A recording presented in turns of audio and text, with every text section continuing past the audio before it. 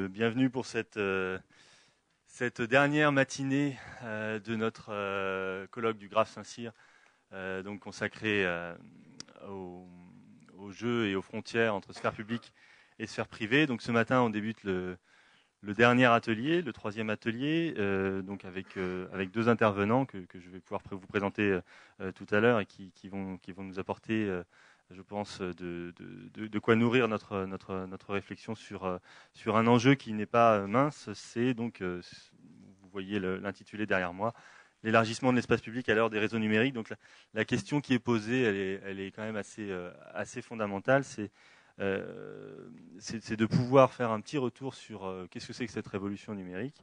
En gros, on va dire, pour faire simple, Internet, les réseaux sociaux, les bases de données, la géolocalisation, la vidéosurveillance, tous ces enjeux-là, et en quoi tout ça bouscule la relation du citoyen à l'espace public, en lui ouvrant des possibles dans sa manière de s'informer et de s'exprimer, avec des grandes opportunités, mais également des risques. Donc, il ne s'agit pas du tout ici ce matin ni de célébrer ni de dénigrer ces évolutions.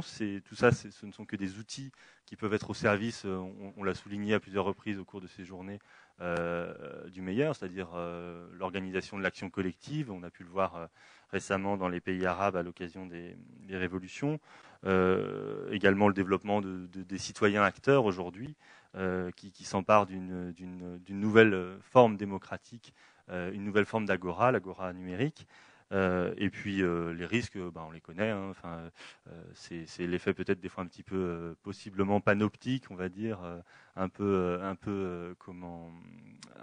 une forme d'intrusion sur la vie privée, qui est d'ailleurs un concept, la vie privée, qui tend à se renouveler en ce moment. Enfin, comme le disait récemment encore le fondateur de Facebook, Mark Zuckerberg, la vie privée, c'est un concept qui a toujours évolué et qui est amené à évoluer encore plus. Et on voit que les très jeunes générations savent très bien manipuler ce concept de vie privée et faire en sorte à la fois de protéger ce qui souhaite être protégé et puis d'exposer ce qui souhaite être exposé. Donc c'est des stratégies qui se mettent en place. Donc aujourd'hui, on va parler, les thèmes principaux, c'est le décloisonnement de l'espace public et de l'accès à l'espace public.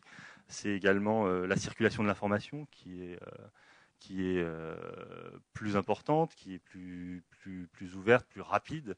On l'a vu encore hier avec les informations qui ont circulé. On voit qu'il y a beaucoup de choses qui circulent très vite, pas toujours vérifiées. Donc c'est une évolution des médias qui est quand même assez majeure. On va parler également de socialisation du savoir, de socialisation de la production du savoir à travers ces réseaux, et puis de l'avènement du citoyen acteur. Le citoyen est moins passif, on va dire, aujourd'hui. En tout cas, il a la possibilité de s'exprimer davantage. Et l'idée, c'est d'en faire un petit peu le point. Donc aujourd'hui, les maîtres mots, c'est interaction, transparence, vitesse, qui sont au cœur de cette problématique des réseaux numériques. Alors, on a la chance donc aujourd'hui d'avoir à nos côtés pour nous présenter ces thèmes deux intervenants. Donc, je vais présenter le premier, c'est Monsieur Nedelec, qui va nous faire une présentation intitulée de Gutenberg Internet, la révolution numérique. L'idée, c'est que Monsieur Nedelec, qui est journaliste de formation, qui a eu un parcours très riche puisqu'il a été reporter, grand reporter, directeur de publication, et aujourd'hui il est professeur associé à Sciences Po Aix en journalisme et communication, et conseil éditorial, expert en stratégie de l'information, enfin avec toute cette expérience et cette profondeur de vue, qui puisse nous exposer un petit peu son analyse de ces évolutions que je viens à peine d'effleurer. Et puis je laisse Monsieur Nedelec prendre la parole et terminer de se présenter sans doute mieux que j'ai pu le faire.